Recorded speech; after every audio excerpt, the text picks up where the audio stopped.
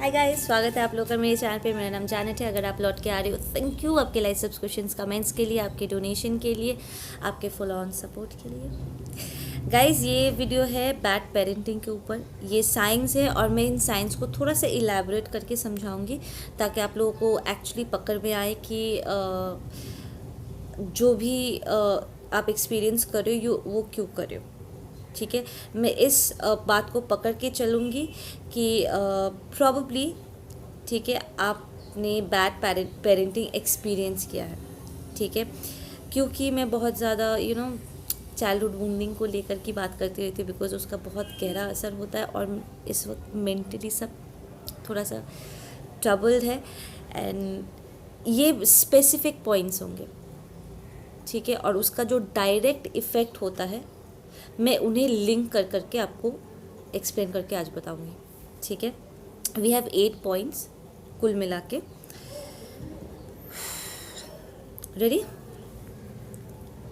Okay.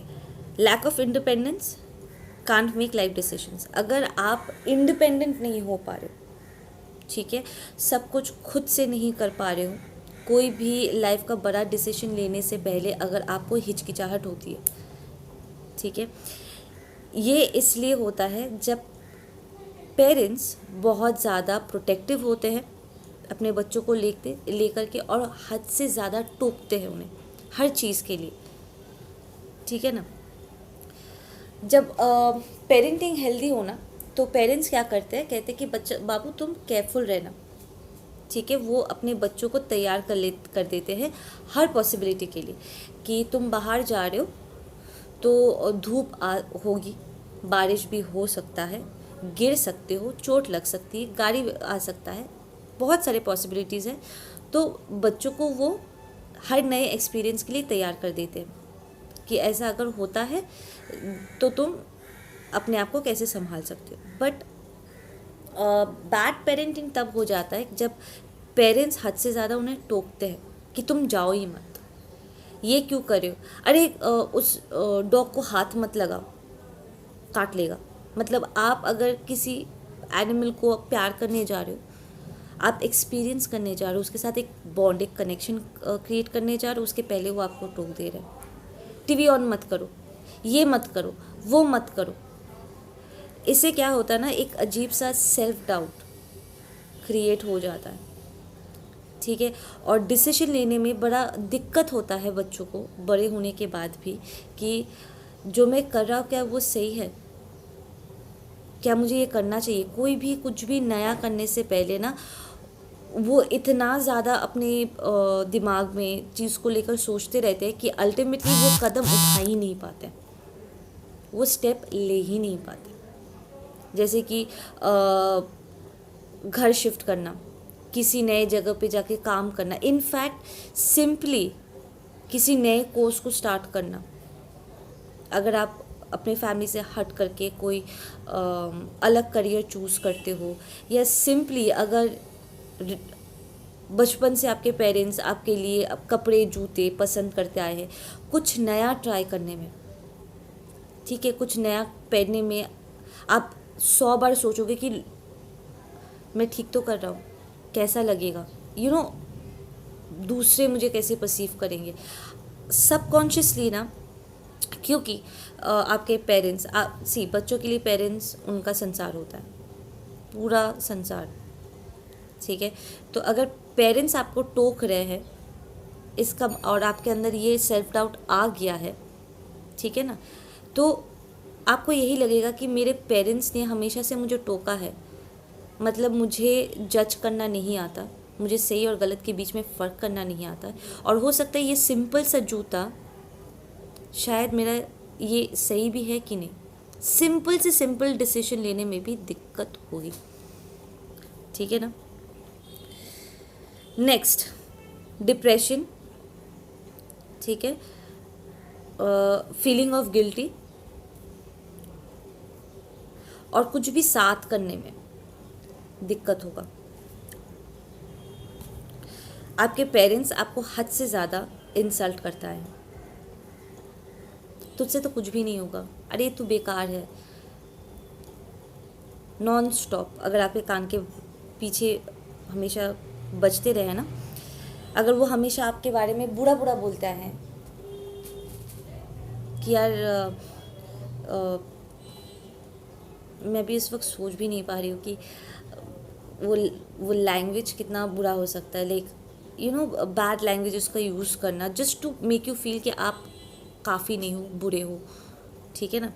अब good parenting में skill में क्या आएगा कि पेरेंट आपको कहेगा कि बेटा तुम जैसे हो it's fine, I love you the way you are, तुमको बुरा फील करने की ज़रूरत नहीं है, इंसान हो, अभी अभी सीख रहे हो, अभी तो पैदा हुए हो, अभी बहुत सीखना बाकी है, ठीक है, सीखो, एक्सपीरियंस करो, अच्छा है बुरा है जो है पहले खुद से देख लो, ठीक है ना।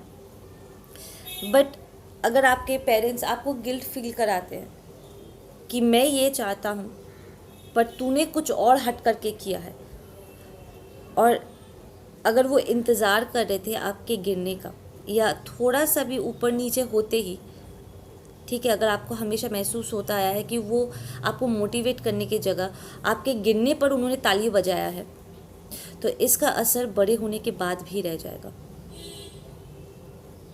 ठीक है। आप डिप्रेस्ड हो जाओगे, आपको हमेशा ऐसा लगेगा कि I am a failure, I am a failure, I am a failure, जिसके वजह से कुछ ट्राई करने से पहले ही एक तो आप हार मान जाओगे, और अगर आप ट्राई करते भी हो और थोड़ा सा भी अगर ब्लॉकेजेस आता है, कुछ भी नया करने से थोड़ी दिक्कत तो आती है, पर हम उसे हेड ऑन फेस करते हैं, हर ब्लॉक्स को हटा के हम सक्सेसफुल होते हैं, राइट।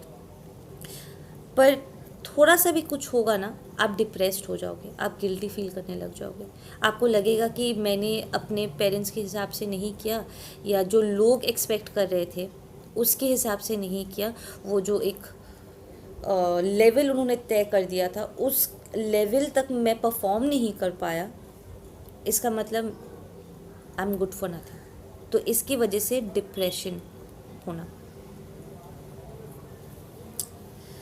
ओके। और इसके साथ साथ बड़े होने के बाद भी ठीक से अगर आपको नींद नहीं आता है, रिलैक्स आप करने में आपको दिक्कत होता है, ठीक है, ये भी डिप्रेशन और गिल्ट फीलिंग से ही जुड़ा हुआ है, ठीक है। अगर आप शांति से बैठ के मेडिटेशन नहीं कर पाते हो, सोने से पहले अपने दिमाग को शांत नहीं कर पाते हो, नींद अच्छी नहीं आती है, आप रिलैक्स नहीं कर पाते हो, वो इसलिए क्योंकि बचपन में आपको इतना ज़्यादा हाइपर कर दिया गया था, हमेशा आपको इतना ज़्यादा एक्टिव कर दिया गया था कि एंड ऑफ द डे अब आपको रिलैक्स करना आता ही नहीं है, आप हमेशा 24 घंटे आपका दिमाग दौड़ता रहेगा, क्या मैं ठीक कर रहा हूँ, मैं ठीक कर रहा हूँ, अगर ये नहीं हुआ तो, अगर वो नहीं हुआ तो ये क्या होगा, वो क्या होगा, यू कांट रिलैक्स, और एंड ऑफ द डे आप गोल गोल घूमते रहोगे पर किसी डिसीजन में पहुँच नहीं पाओगे, ठीक है ना। Okay, next sign is number 3, harmful addiction and extreme sports, ठीक है। अगर आपके पेरेंट्स, ठीक है, हमेशा हर चीज़ के लिए आपको ब्लेम करते थे, कम बुरा बच्चा है, ठीक है, अपनी लाइफ के उनके जो भी प्रॉब्लम्स थे हर एक चीज़ के लिए अगर वो आपको ज़िम्मेदार ठहराते थे कि सब तेरे वजह से हुआ, अगर तू नहीं आता ना तो मेरी लाइफ कुछ और होती, ठीक है, तू बुरा है, तुझसे कुछ नहीं हो सकता है, ठीक है।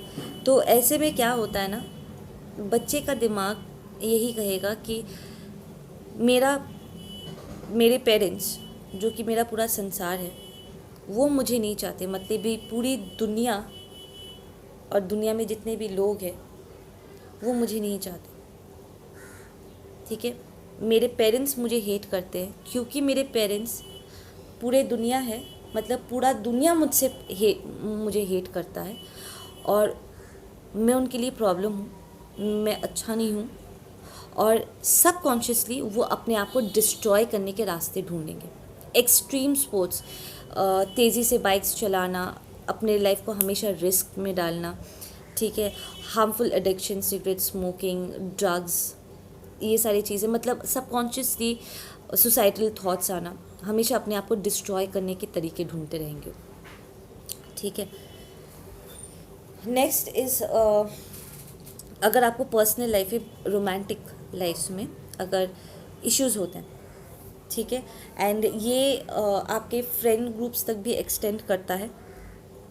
अगर आपके पेरेंट्स को ट्रस्ट इश्यूज थे, ठीक है, और उन्होंने अपने इस बात चीज़ को आपके ऊपर प्रोजेक्ट किया, आप जब भी कुछ भी करते थे, उन्हें कुछ बोलते थे, कुछ भी करते थे, और वो आपको हमेशा डाउट करते थे, आपके हर इंटेंशन का, आपकी नीयत को अगर वो हमेशा डाउट करते, तो ये नहीं करना चाहता था ना, तो ये क्यों कर रहा था, मुझे पता है।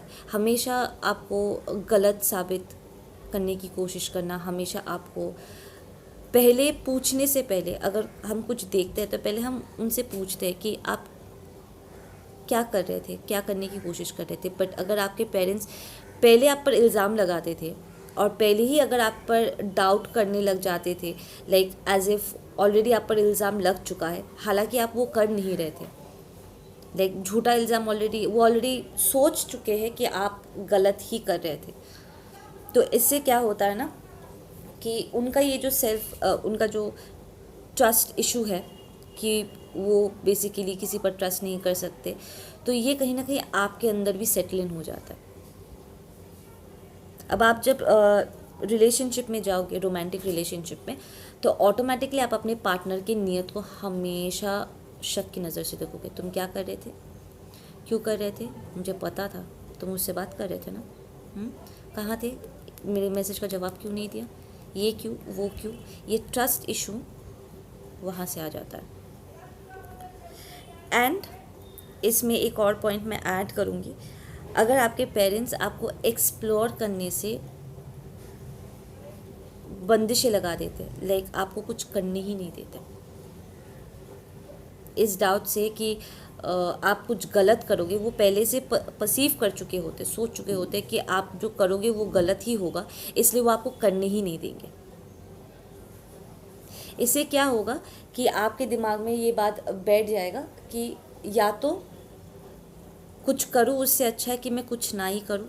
आप कुछ भी लाइफ में एक्टिवली पार्टिसिपेट करना ही छोड़ दोगे, एक, या दो, जब आप रिलेशनशिप में जाओगे, ठीक है, रोमांटिक रिलेशनशिप में जाओगे, आप अपने पार्टनर को लिमिटेशन में बांधना स्टार्ट कर दोगे, रोक टोक उस पर लगा दोगे, तुम इससे नहीं मिल सकते, उससे नहीं मिल सकते।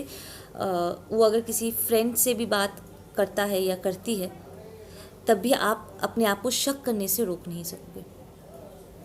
क्लियर? तो ये ट्रस्ट इशू डेवलप हो जाएगा, ठीक है, और ये आपके बैड पेरेंटिंग से आ जाएगा। Anyways, next is search for parent partners.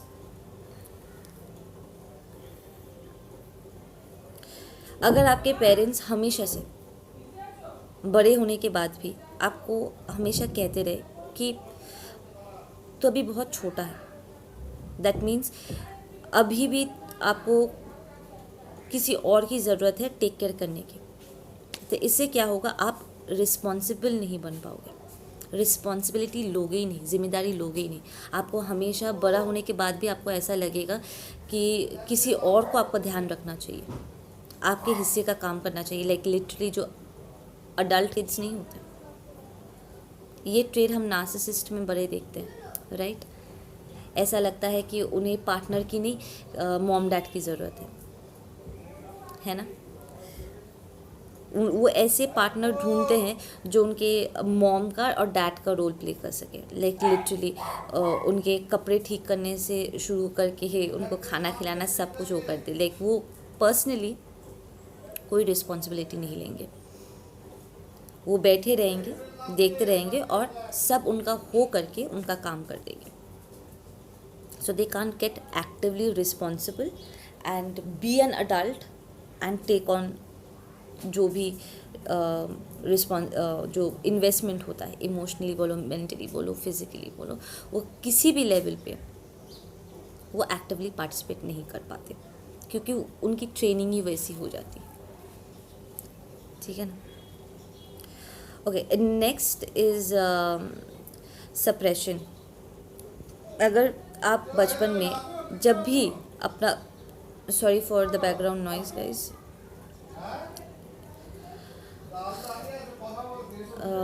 जब भी बचपन में अगर आप अपना ओपिनियन देने की कोशिश करते थे, अगर आपके पेरेंट्स पूछते थे या कोई ग्रुप डिस्कशन होता था, जब भी आप अपनी मन की बात, आपका जो पर्सपेक्टिव है वो जब आप जाहिर करने की कोशिश करते थे और आपको चुप करा दिया जाता था, अगर आपको बार बार करके ऐसे उंगली दिखा के आपको कहा जाता था कि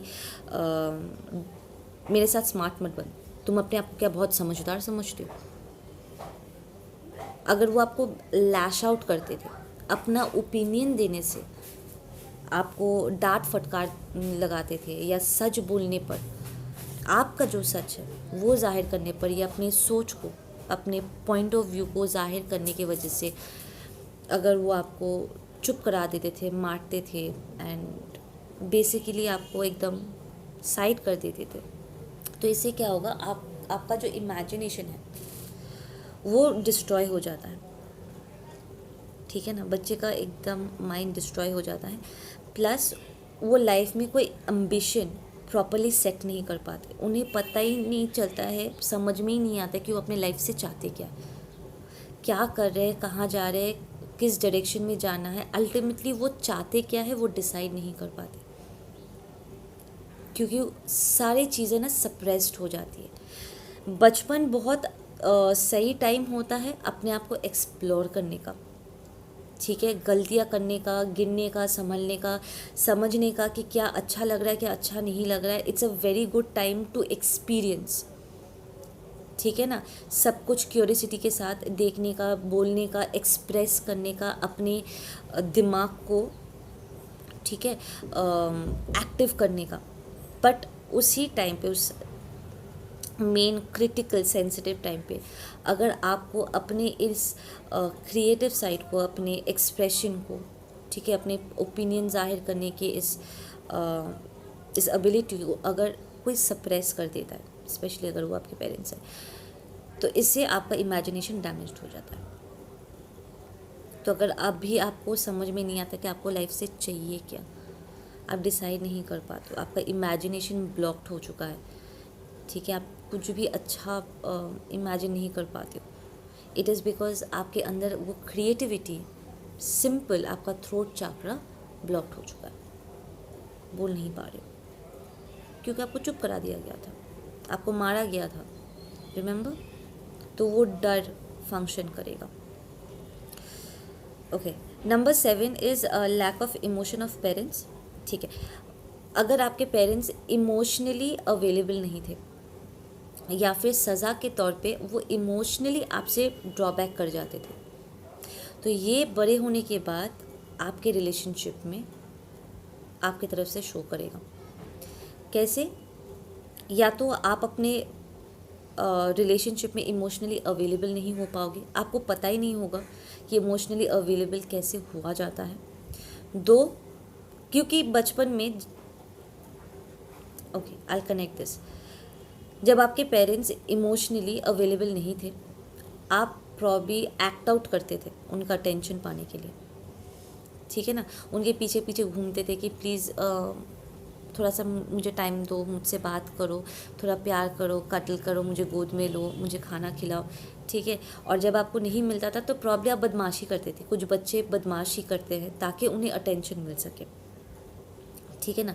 कुछ बच्चे मैनिपुलेट भी करते हैं, बिल्कुल करते हैं, अपने पेरेंट्स को मैनिपुलेट करते हैं, कॉम्पनसेट करने के लिए कहते हैं कि अगर आप मुझे टाइम नहीं, तो उसके बदले में टाइम की जगह कुछ और दे दीजिएगा, कोई सामान, ठीक है। तो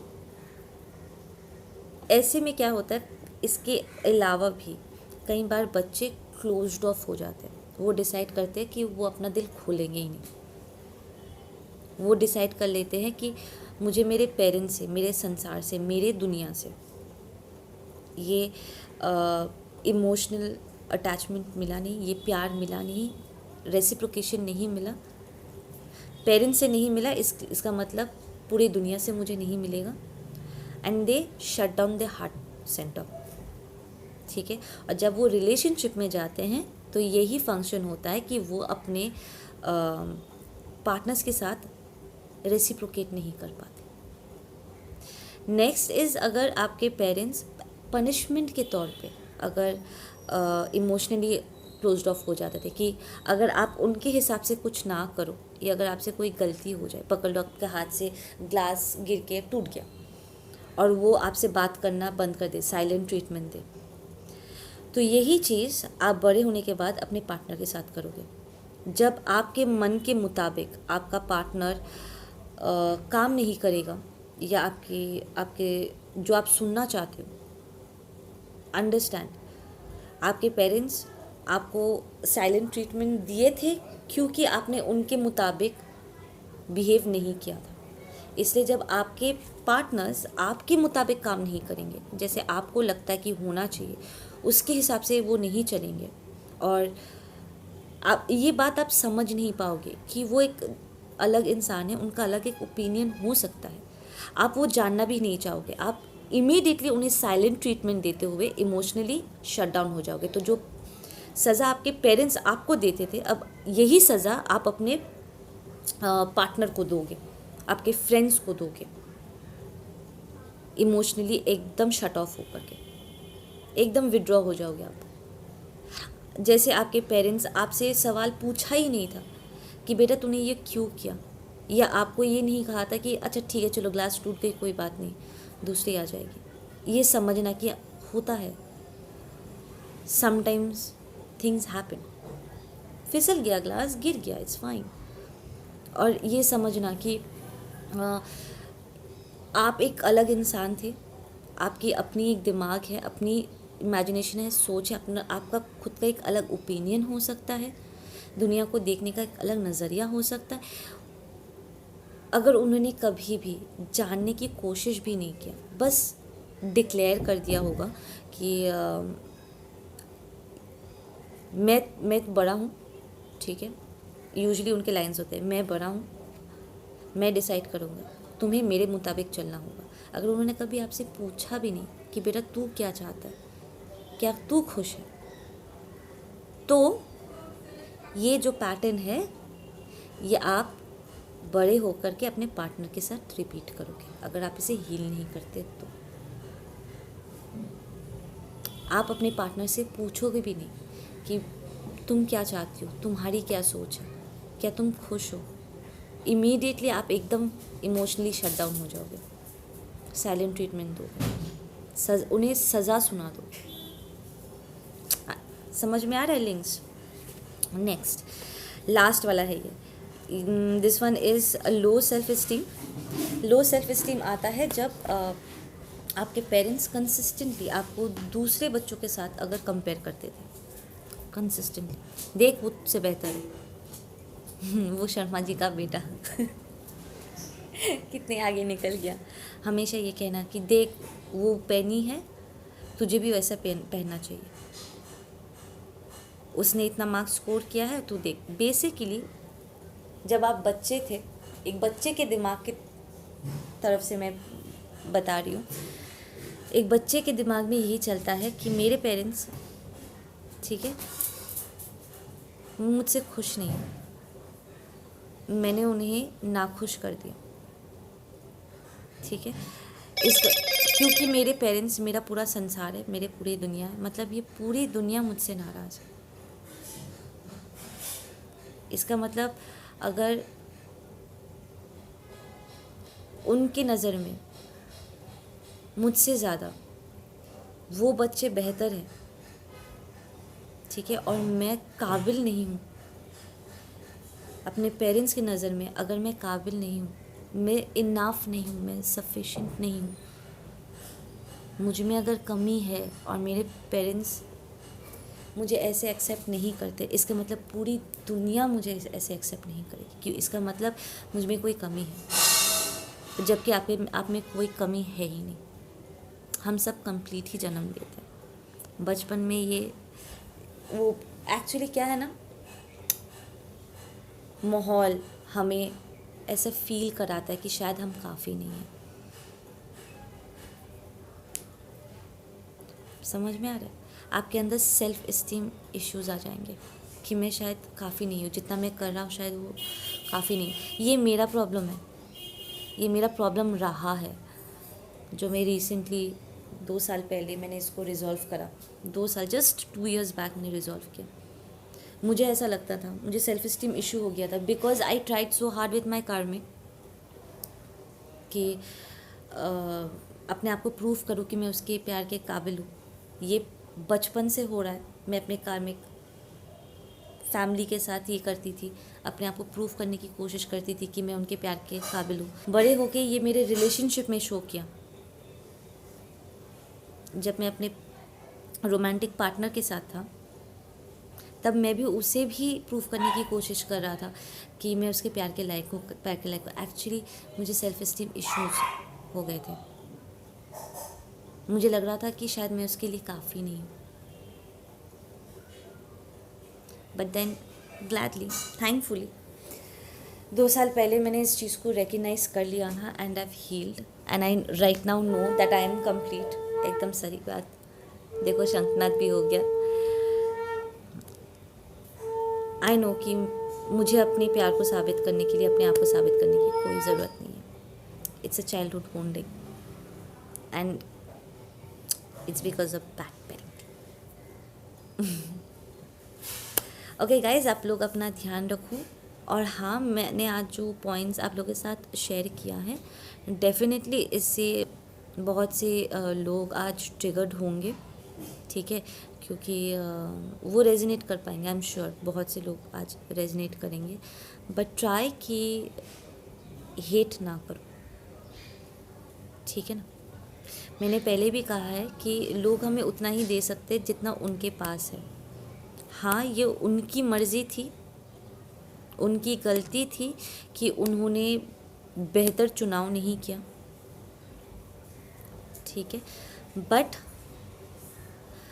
इस चीज़ को फिक्स करने का अब एक लौता तरीका है हील। अपने आप को हील करो। उन्हें हेट कर कर के, कंप्लेन कर कर के कोई फ़ायदा नहीं। आप किसी नतीजे पे नहीं पहुंच पाओगे। जहाँ थे वहीं पर ही फंसे रह जाओगे। Watch and get all the help you need for your healing. अपने सबकॉन्शियस माइंड में एंटर करो और इन इश्यूज़ को रिजॉल्व करो, ठीक है। अपना ध्यान रखो गाइज। मैं मिलती हूँ आप लोगों से अपने अगले वीडियो पे। Take care.